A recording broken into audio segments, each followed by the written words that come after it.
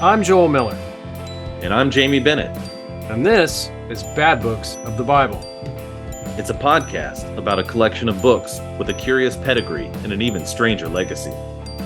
Today's episode contains a reading from the Wisdom of Solomon, read by Father Alexis Kouri, host of Daily Orthodox Scriptures on Ancient Faith Radio.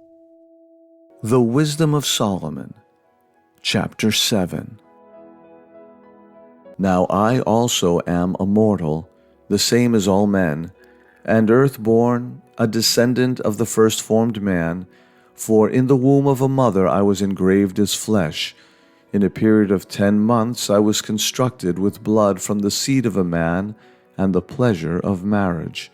When I was born I breathed the common air, then fell upon the earth the same as all, and as my first sound I cried like everyone else.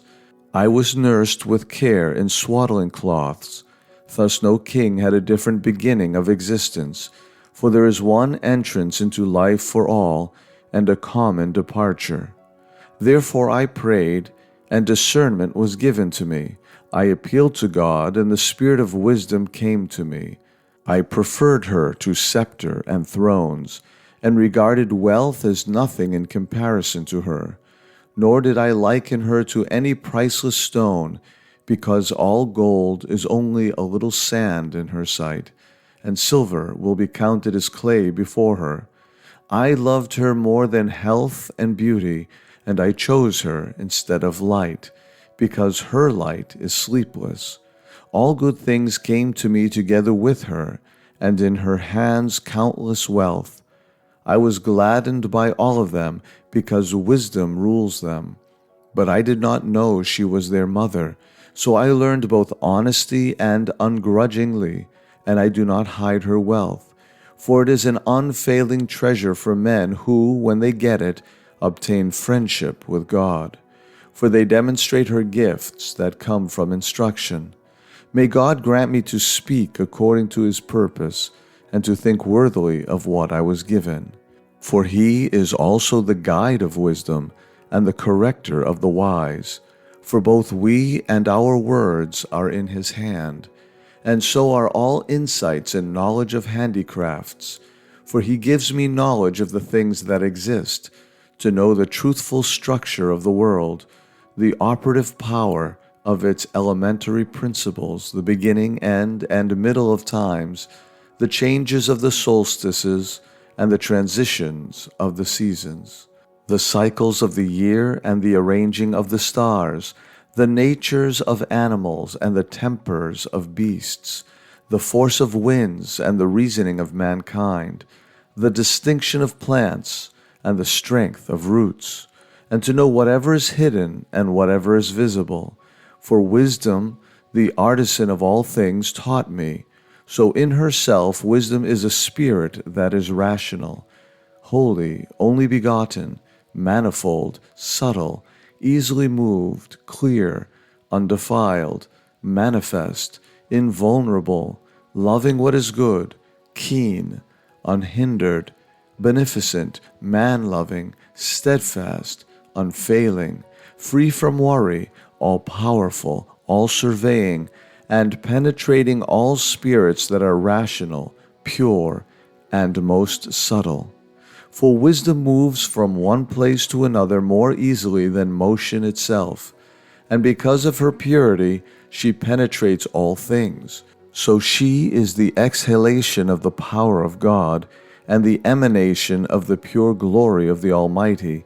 Therefore nothing defiled enters her, for she is the radiance of eternal light, a spotless mirror of the operative power of God, and the image of his goodness. Though she is one, she can do all things. So while remaining in herself, she renews all things. And in every generation she passes into holy souls, and makes them friends of God and prophets. Thus God loves nothing as much as the one who lives with wisdom. For wisdom is more beautiful than the sun, and more than every constellation of stars. Compared with light, she is found to be superior, for night succeeds the light, but evil cannot overcome wisdom. The Wisdom of Solomon, Chapter 8. Wisdom stretches out from one end of the earth to the other, and she governs all things well. I loved her and sought her from my youth, and desired to take her as a bride for myself, and I became a lover of her beauty. She glorifies her noble birth by living with God, and the Master of all loves her, for she is the initiate of the knowledge of God and one who chooses his works. Now, if riches are a possession to be desired in life, what is richer than wisdom, who works all things? And if discernment shows itself in action, who more than wisdom is its craftsman? If anyone loves righteousness, the products of righteousness are the virtues. For wisdom teaches self-control, discernment, righteousness, and courage, concerning which things there is nothing more valuable in the life of man. But also, if anyone longs for great experience, she knows the things of old and portrays the things to come. She understands subtlety of words and the solution of riddles. She has foreknowledge of signs and wonders, and the outcomes of times and seasons.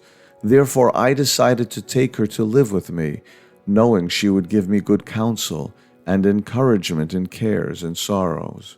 Because of her I will have glory among the multitudes, and honor in the presence of the elders, though I am young. I will be found keen in judgment, and be admired in the sight of rulers.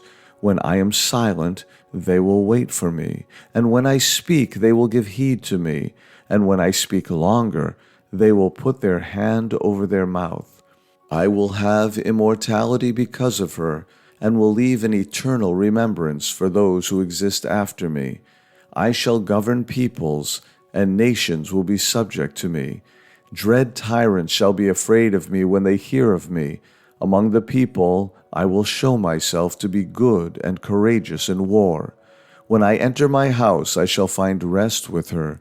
For association with her has no bitterness, neither does living with her have any sorrow, but only gladness and joy. When I considered these things within myself, and thought about them in my heart, that in kinship with wisdom there is immortality, and in friendship with her there is good pleasure, and in the labors of her hands there is unfailing wealth, and in the shared training of her company there is discernment, and in the fellowship of her words there is good repute. Thus I searched about that I might take her for myself. As a child I was good by nature, and received a good soul, and much more, since I was good, I entered an undefiled body.